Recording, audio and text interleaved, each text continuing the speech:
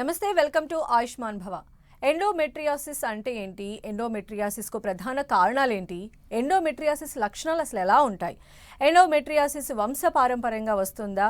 దీన్ని ఎలా నిర్ధారిస్తారు? అదేవిధంగా ఇది రాకుండా ఉండాలంటే ఎలాంటి జాగ్రత్తలు తీసుకోవాలి అనే వివరాలు తెలియజేయడానికి ఎండోమెట్రియాసిస్ సమస్యలకు చికిత్సా విధానాలపై వివరించేందుకు మనతో పాటు ఉన్నారు Yashoda hospital senior gynaecologist doctor M Sharada గారు. మరి వారిని అడిగి మన సలహాలు సూచనలు తెలుసుకుందాం. నమస్తే డాక్టర్ గారు. నమస్తే సార్. మ్యామ్, అంటే ఎండోమెట్రియాసిస్ పేరు వింటే చాలా కంగారుగా అనిపిస్తూ ఉంటుంది. అంటే అసలు దీని గురించి మాకు సవివరంగా ఈ ప్రోగ్రాంలో తెలియచేయండి. అసలు ఏంటి ఎండోమెట్రియాసిస్ అంటే? నిజంగా అంత భయపడాల్సిన అవసరం ఉందా ఈ రోజుల్లో?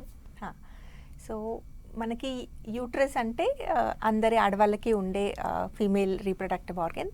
దాని మధ్యలో లేయర్ని ఎండోమెట్రియం అంటాం. సో ఆ layer every month hormone changes తోటి పెద్దగా అవుతుంది. హార్మోన్ చేంజెస్తో బ్లీడింగ్ కూడా బయటికి వచ్చేస్తుంది కొన్ని కారణాల వల్ల. సో ఒక్కొక్కసారి ఆ ఎండోమెట్రియం యూట్రస్ లోపల కాకుండా లోపల పొట్టు లోపల ఓవరీస్ మీద, యూట్రస్ వెనకాల, లేకపోతే ఇంటెస్టైన్స్ పైన అట్లా లోపల వెళ్ళడంతో అక్కడ అది ఎవ్రీ మంత్ బ్లీడ్ అవుతుంది. ఆ బ్లడ్ అక్కడ చేరి ఒక సిస్ట్ లాగా ఫామ్ అవ్వడం, దాన్ని ఎండోమెట్రియోసిస్ అంటాం అనమాట. సో ఎండోమెట్రియల్ టిష్యూ యూట్రస్ లోపల కాకుండా బయట ఉంటే దాన్ని ఎండోమెట్రియోసిస్ అంటాం. ఓకే, అయితే ఇది మనకి ఉంది అని చెప్పేటువంటి లక్షణాలు ఏముంటాయి? సో ఈ ఎండోమెట్రియోసిస్ ఉన్నప్పుడు మనకి చాలా పెయిన్ ఉంటుంది పీరియడ్స్ అప్పుడు. సో అందరూ ఆడవాళ్ళకి కొద్దిగా పెయిన్ ఉంటుంది, కానీ ఈ ఎండోమెట్రియోసిస్ పెయిన్ చాలా సివియర్గా ఉంటుంది. కొంతమందికి పీరియడ్ స్టార్ట్ అయ్యి ఒక 1 వీక్ ముందు నుంచే పెయిన్ స్టార్ట్ అవుతుంది. పీరియడ్ డేస్ మొత్తం 5 డేస్ చాలా పెయిన్ ఉంటుంది. పీరియడ్ అయిపోయిన తర్వాత కొద్దిగా రిలీఫ్ వస్తుంది. అలా అంటే ఆ సివియరిటీ ఆఫ్ పెయిన్ ఎంత సివియర్గా ఉంటుందంటే ఆ పెయిన్తో పాటు వామిటింగ్స్ అవ్వడం, లూజ్ మోషన్స్ అవ్వడం, వాళ్ళ డే టు డే థింగ్స్, పిల్లలు అయితే స్కూల్కి వెళ్ళలేరు, మనం వర్క్ చేసే లేడీస్ అయితే ఆ వర్క్కి డెఫినెట్లీ హాలిడే పెట్టాల్సిందే. సో ఆ సివియరిటీ ఆఫ్ పెయిన్ అంత సివియర్గా ఉంటుందన్నమాట. దాంతో మనకి తెలుస్తుంది ఎండోమెట్రియోసిస్ ఉండొచ్చు అని. ఓకే, అంటే ఇంత సివియర్ పెయిన్ రావడానికి ఇనీషియల్ స్టేజ్లోనే మనం దీన్ని ఐడెంటిఫై చేయొచ్చా మ్యామ్? చేయొచ్చు. సో అంటే అప్పుడు మనం కనుక అంటే ఈ స్టమక్ పెయిన్ ఒక్కటే ఉంటుంది అప్పుడు కూడా మనకి?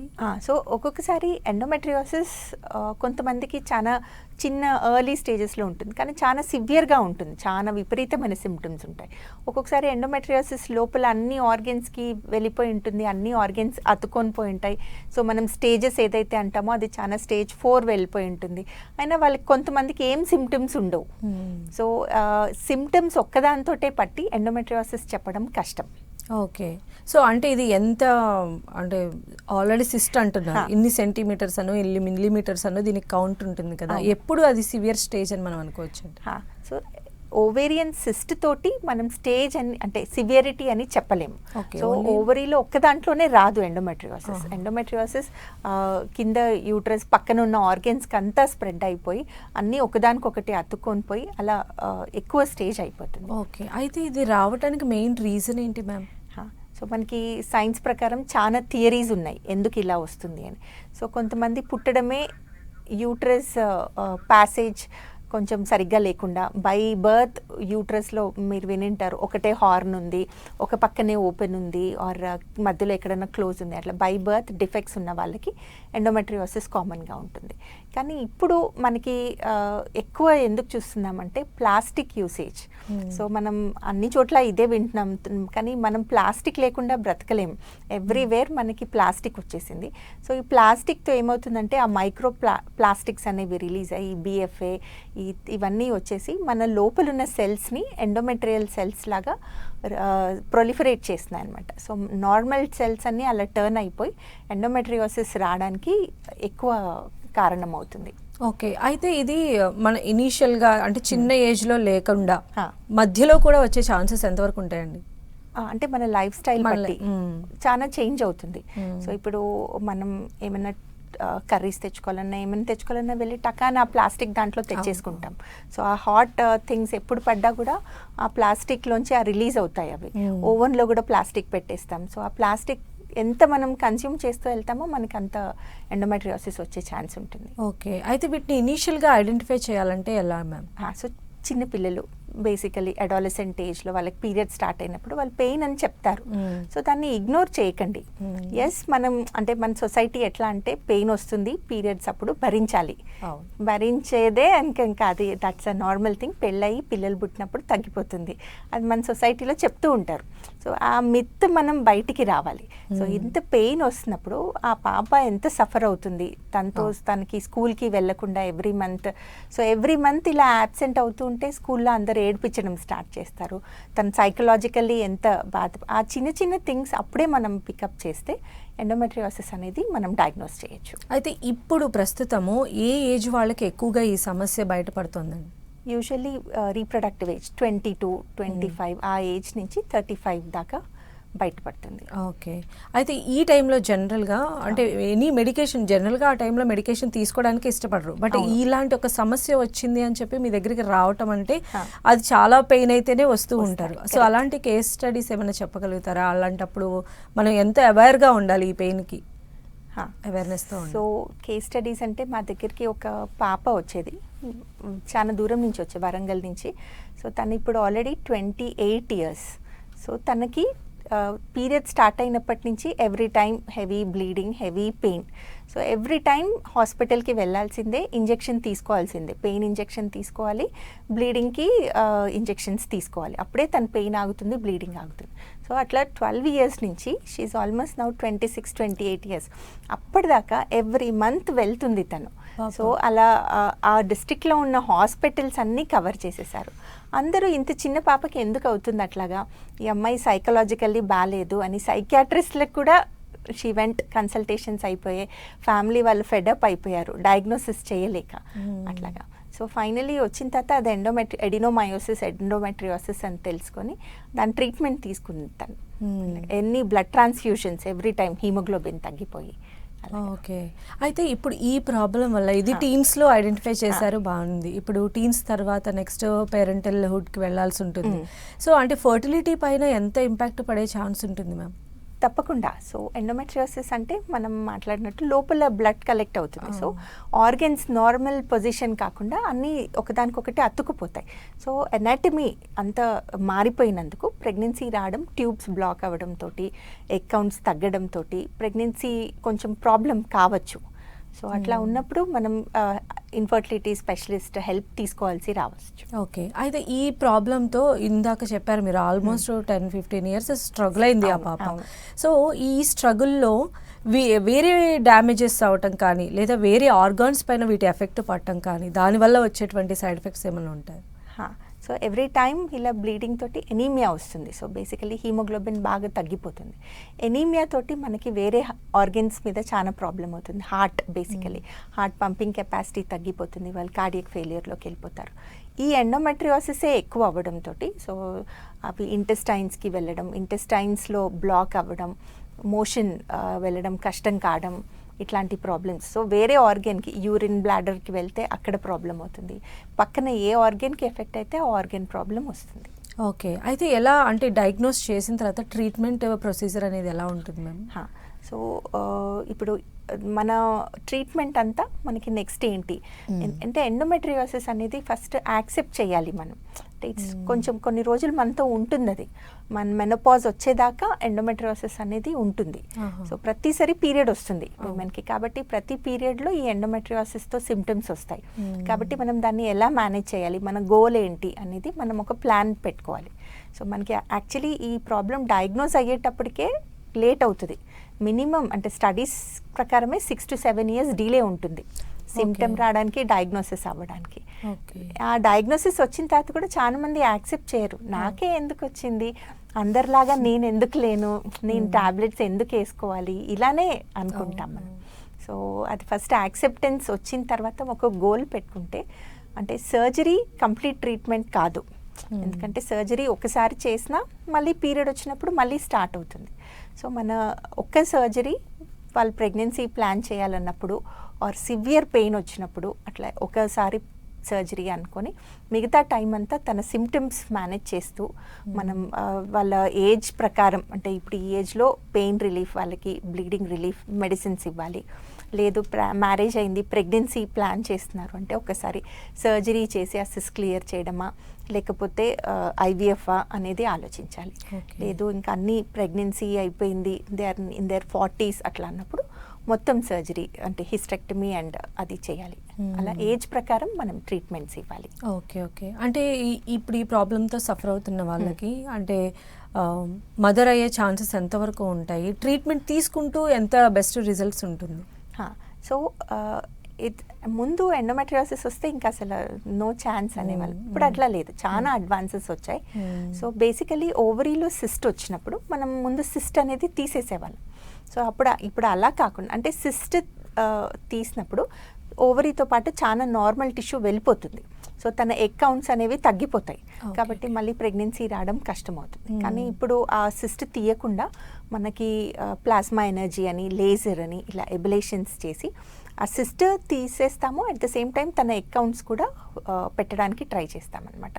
అట్లా కొత్త టెక్నిక్స్ తోటి మనం we can take care of her egg counts and ఇది ట్యూబ్స్ని కూడా మంచిగా చేస్తే తన న్యాచురల్ ప్రెగ్నెన్సీ ఛాన్సెస్ కూడా మంచిగా ఉంటాయి. ఓకే. అయితే సర్జరీ ఒక్కటే దీనికి శాశ్వత పరిష్కారమా అండి? లేటెస్ట్ అదే చెప్తున్నాను కదా. So every time surgery is not a total this thing. So మనం సిమ్టమ్స్ మేనేజ్ చేయడానికి చాలా మెడిసిన్స్ వచ్చాయి ఇప్పుడు. ఎస్, కానీ హార్మోన్స్. సో ఎండోమెట్రియోసిస్ మొత్తం కొంచెం డైట్ చేంజెస్, ఎండోమెట్రియోసిస్ డైట్ అనే వచ్చింది. ఎందుకంటే ఈ లోపలున్న ఇన్ఫ్లమేషన్ అదంతా తగ్గడానికి యాంటీ ఇన్ఫ్లమేటరీ డైట్, చాలా గుడ్ యాంటీ ఆక్సిడెంట్స్ ఇట్లా తీసుకుంటూ వాళ్ళు కొంచెం వెదర్ రిలాక్సేషన్ టెక్నిక్స్, పెయిన్ మేనేజ్ చేయడానికి. సో ఇవి మనం మాట్లాడడానికి బాగానే ఉంటుంది కానీ they really do help. So దీంతో పాటు కొంచెం మెడిసిన్స్. సో అలా మనం అంటే ఇప్పుడు ఎలా అయితే థైరాయిడ్ వచ్చినా, డయాబెటీస్ వచ్చినా మేనేజ్ చేస్తాం కొన్ని రోజులు, అలా ఎండోమెట్రియోసిస్ కూడా సిమ్టమ్స్ మేనేజ్ చేస్తే then she can cross over to menopause.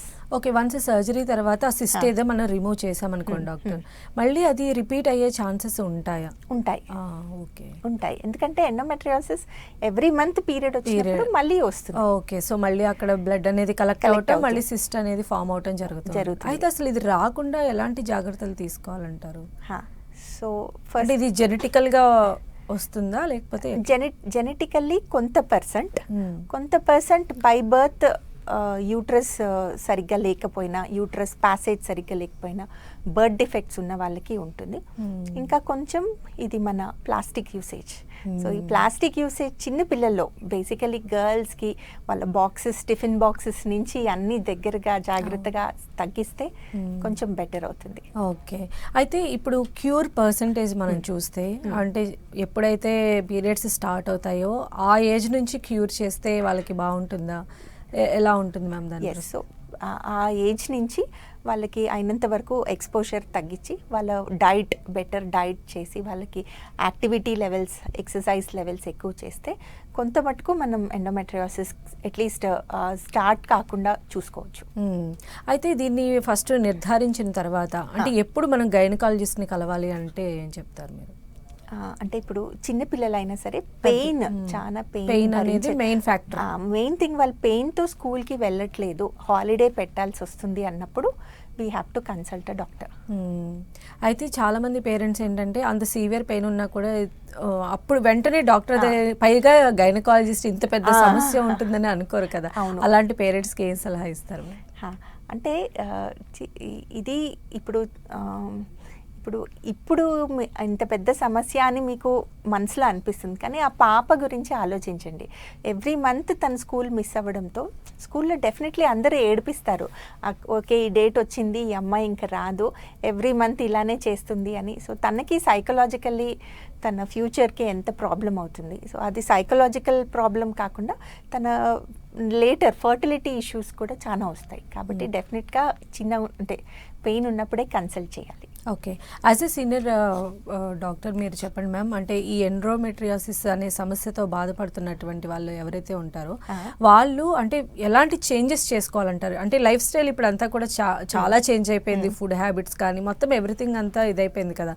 మళ్ళీ దాన్ని ఒక లూప్లో, ఒక హెల్దీ సైకిల్లో పెట్టడం ప్రెసెంట్ అంత ఈజీ కాదు. సో ఏం చెప్తారు మీరు? అంటే అదే ఎండోమెట్రియోసిస్ యాక్సెప్ట్ చేయడం ఒక big task. So endometriosis treatments చాలా మటుకు హార్మోన్ మెడిసిన్స్ ఉంటాయి.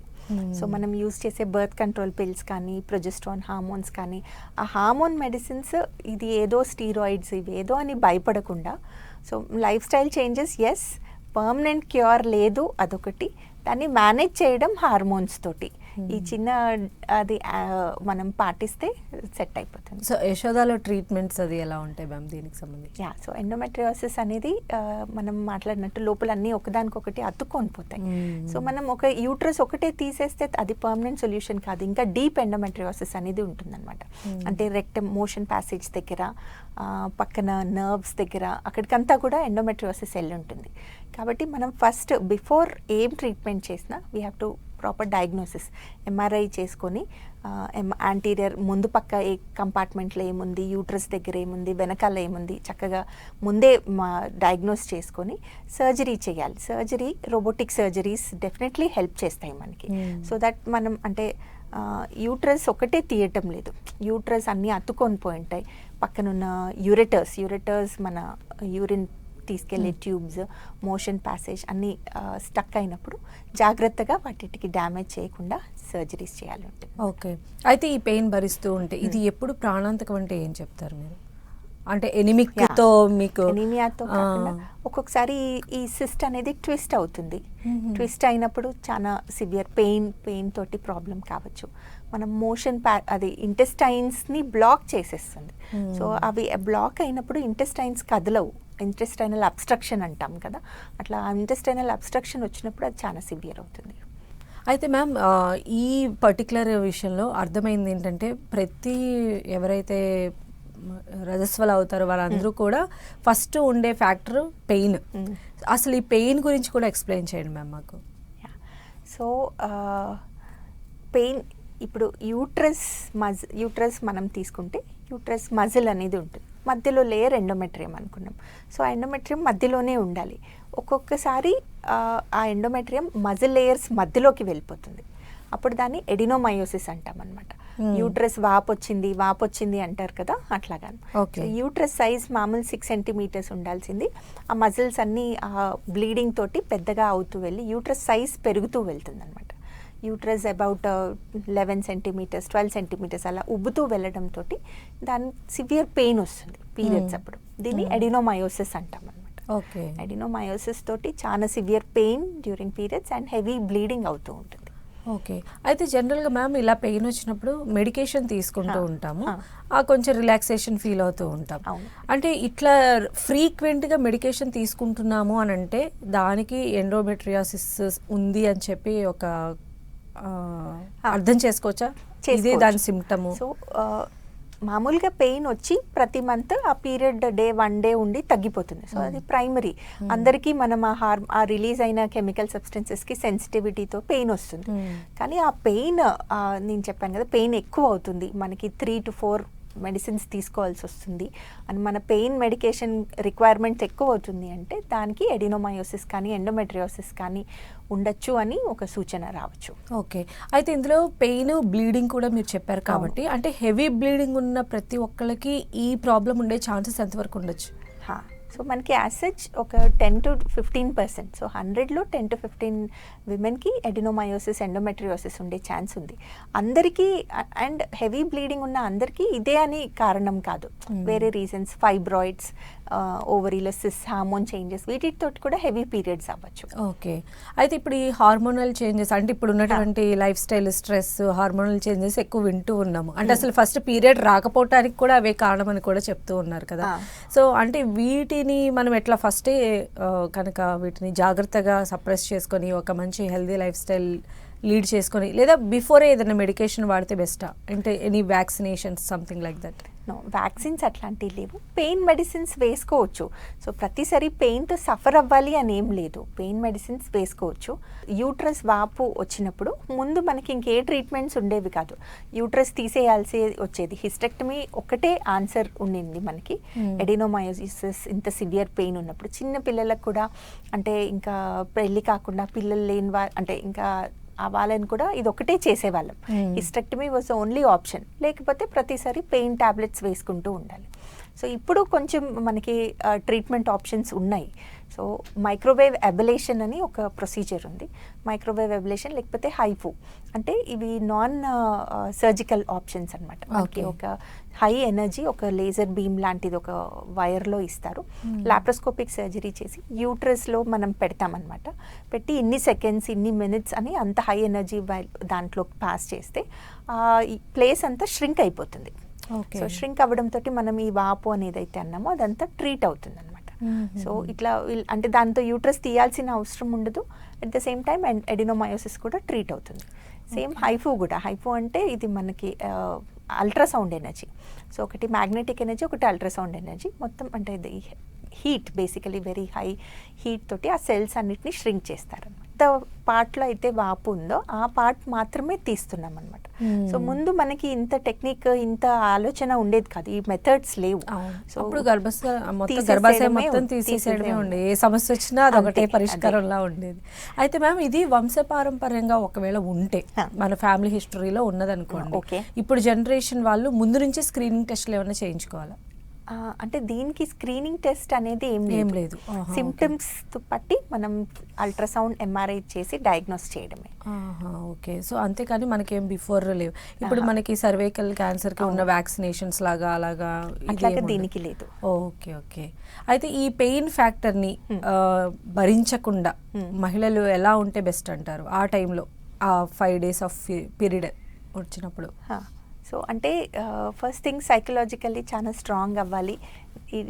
ఈ మనకి అందరూ society will try to put you down, ఎప్పుడు ఇలా లీవ్ తీసుకుంటుంది అని అక్కడ స్ట్రాంగ్ ఉండండి. డయాగ్నోసిస్ యాక్సెప్ట్ చేసి ఆ టైంలో సో ఆ పెయిన్ ఉన్నప్పుడు పెయిన్ మెడిసిన్స్ తీసుకోండి. అండ్ మీకు ఎండోమెట్రియోసిస్ ఉన్నప్పుడు డెఫినెట్లీ ఒక రెగ్యులర్ ట్రీట్మెంట్ అనేది ఉంటుంది. ఏదో ఒక హార్మోనల్ మెడిసిన్స్ ఆర్ మెరీనా అట్లాంటి అవి కంటిన్యూ చేయండి. తొందరగా ఇన్ని రోజులు తీసుకున్నాము ఏం రిలీఫ్ లేదు అని డిస్కంటిన్యూ చేయకండి. అయితే మ్యామ్ ఈ ఎండోమెట్రియోసిస్కి ఐవీఎఫ్కి ఐయువికి ఏమన్నా రిలేషన్ ఉంటుందా? ఓకే, అది ఎక్స్ప్లెయిన్ చేయండి. సో ఎండోమెట్రియోసిస్ ఉన్నప్పుడు మనం అనుకున్నట్టు ఆర్గన్స్ అన్నీ అతుక్కుపోతే ట్యూబ్స్ బ్లాక్ అయిపోతాయి. సో అప్పుడు మనకి న్యాచురల్లీ ప్రెగ్నెన్సీ రావడం కష్టమవుతుంది. అప్పుడు వాళ్ళకి ఐవీఎఫ్ అవసరం పడుతుంది. ఐవీఎఫ్ అంటే వాళ్ళకి మదర్కి ఇంజెక్షన్స్ ఇచ్చి ఎగ్స్ అనేవి బయటికి తీసి బయట ఎంబ్రియోస్ చేసి ఎంబ్రియో మళ్ళీ ఇంప్లాంట్ చేస్తారు. సో యాక్చువల్లీ ఈ పని ఫెలోపియన్ ట్యూబ్లో అవ్వాలి, కానీ ఎండోమెట్రియోసిస్లో ట్యూబ్ బ్లాక్ అవ్వడంతో ఈ పని బయట చేసి ఐవీఎఫ్ హెల్ప్ చేస్తుంది. కొంతమందికి మైల్డ్ ఎండోమెట్రియోసిస్ ఉంటుంది, ట్యూబ్స్ ఓపెన్ ఉంటాయి, వాళ్ళకి ఐయుఐ అనేది చేస్తారు. ఐయుఐ అంటే ఎగ్ రిలీజ్ అయ్యే టైంలో హస్బెండ్ సెమెన్ని యూట్రస్లోకి ఇంప్లాంట్ చేస్తారన్నమాట. సో ఇది కొంచెం చిన్న ప్రొసీజర్, ఐవీఎఫ్ అంత ఎక్కువ మెడిసిన్స్ ఇచ్చేది కాదు. సో ఐయుఐ తోటి కూడా ఒక్కొక్కసారి ఎండోమెట్రియోసిస్కి ట్రీట్ చేయాల్సి వస్తుంది. ఓకే, అంటే ఈ సమస్యకి అలానే ఫైబ్రాయిడ్స్ సమస్యకి కూడా రిలేషన్ ఉంటుందంటారా? అంటే దాని స్టేజ్ తర్వాత ఈ స్టేజ్ తర్వాత అంటే రెండు ఈస్ట్రోజన్ హార్మోన్ ఎక్కువ అవ్వడంతో వస్తాయన్నమాట. ఈస్ట్రోజన్ హైపర్ ఈస్ట్రోజనిజం తోటి. సో ఎండోమెట్రియోసిస్ కూడా ఈస్ట్రోజన్ ఎక్కువ అవ్వడంతో వస్తుంది, ఫైబ్రాయిడ్స్. కానీ ఎండోమెట్రియోసిస్ మనం ఎండోమెట్రియల్ లేయర్ నుంచి వస్తుంది, మజిల్ నుంచి వచ్చేది ఫైబ్రాయిడ్స్ గట్టిగా ఉంటాయి, ఎక్కువ పెద్ద పెద్దగా అయిపోయి మనకి లోపలికి బ్లీడింగ్ ఎక్కువ ఇస్తుంది అనమాట. ఓకే, అయితే ఇప్పుడు మదర్ కావాలని ట్రై చేస్తే వాళ్ళందరికీ అంటే మిస్క్యారేజ్ అయ్యేటువంటి ఛాన్సెస్ ఎంతవరకు ఉంటాయండి? ఫైబ్రాయిడ్స్ ఉన్నప్పుడు అట్లా ఉన్నప్పుడు మిస్క్యారేజ్ అయ్యే ఛాన్సెస్. ఈ ఎండోమెట్రియోసిస్ వల్ల కూడా అవుతుందా? ఎండోమెట్రియోసిస్తో తక్కువ. ఎండోమెట్రియోసిస్తో ప్రెగ్నెన్సీ రావడమే కష్టం, వచ్చిన తర్వాత అంత ప్రాబ్లం లేదు. అలానే మ్యామ్ ఈ ఎండోమెట్రియోసిస్ సమస్యతో బాధపడుతూ ఉంటారు, ఒకవైపు ట్రీట్మెంట్ తీసుకుంటూ ఉంటారు. అయితే కొంతమంది అయితే అసలు ఇది సమస్య అని చెప్పి ఐడెంటిఫై చేసిన డాక్టర్ దగ్గరికి రావటం, మెడికేషన్ తీసుకోవడంలో ఇంకా ఒక స్టెప్ బ్యాకే ఉంటున్నారు. ఎందుకు అంటే ఏం చెప్తారు? ఎందుకంటే మన సొసైటీ, మనం పెరిగిన వాతావరణం. సో ఈ ఎండోమెట్రియోసిస్కి మనం మాట్లాడుకున్నట్టు చాలా మటుకు హార్మోన్సే ఉంటుంది ట్రీట్మెంట్. ఫస్ట్ ఆఫ్ ఆల్ మనకి ఇది ఉంది అని మనం ఎక్నాలెడ్జ్ చేయం. పెయిన్ ఉంటే భరించాలి, అక్కడే ఆగిపోతాం మనం. తర్వాత మనం న్యాచురల్లీ దాన్ని తగ్గించుకుందాం. అంటే వి ట్రై టు ట్రై చేద్దాం అని అదే. సో అంటే ఏదైనా కూడా మనకి న్యాచురల్ నుంచి కొంచెం డీవియేట్ అయినప్పుడు బాడీ మళ్ళీ న్యాచురల్ తేయడానికి we have to do some techniques. Natural ఎంత హెల్ప్ చేస్తే అంత సరే, బట్ మేబీ కొంచెం మెడిసిన్స్ కూడా తీసుకోవాల్సి ఉంటుంది. సరే మెడిసిన్ స్టార్ట్ చేస్తారు, ఒక 6 months 7 months అయిన తర్వాత ఎవరో వాళ్ళ ఇంటికి వచ్చిన వాళ్ళు ఎవరో ఒకరు స్టార్ట్ చేస్తారు, అమ్మో దీంతో చాలా సైడ్ ఎఫెక్ట్స్ ఉంటాయి వేసుకోకూడదు అని ఆపేస్తారు, మళ్ళీ సిమ్టమ్స్ స్టార్ట్ అవుతాయి. సో ఇది కొంచెం అది అలా డీవియేట్ అయిపోతూ ఉంటారు, మళ్ళీ వాడుతూ ఉంటారు, అలానే నడుస్తూ ఉంటుంది.